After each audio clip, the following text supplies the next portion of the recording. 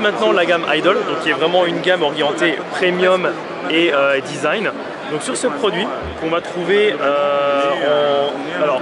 on va trouver ça en 4G et en 3G. C'est-à-dire qu'on va avoir une version Idol 2 mini qui va être un écran 4.5 pouces très compact. On va le trouver aussi en 5 pouces qui est lui la version Idol 2. Et ces deux versions, donc Idol 2 mini et Idol 2, on va les trouver en version 3G et en version 4G. Donc ça dépendra évidemment des marchés.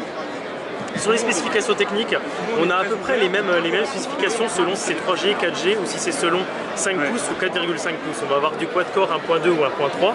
On va avoir une caméra 13 mégapixels et 8 mégapixels. On va avoir une finition ici à finish métal.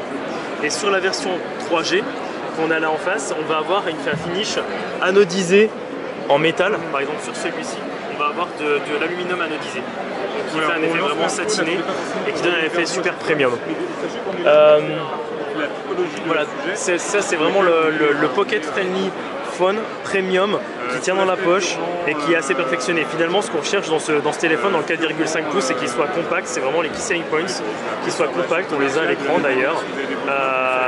Qu'il ait du style avec ici une curve qui est assez élégante.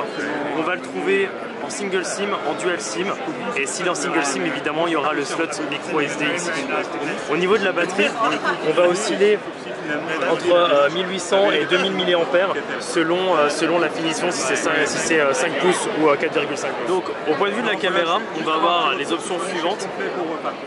Sont ici, le HDR mode, le mode panorama où là on va pouvoir faire vraiment des photos très larges, le mode smile où là ça va vraiment détecter le sourire de la personne, le mode nuit où là on va pouvoir avoir des photos super brillantes, le mode sport avec stabilisation de la vidéo donc qui va pouvoir permettre d'avoir des vidéos très stables. Et ce qu'on a pu justement intégrer à cette caméra, c'est le fait d'avoir le QR code scanner.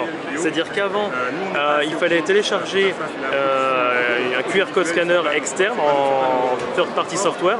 Et là, on va pouvoir l'avoir directement dans la caméra. Donc si j'ai un QR code en face de moi, je vais pouvoir le scanner directement au lieu de passer par une application tierce. Voilà.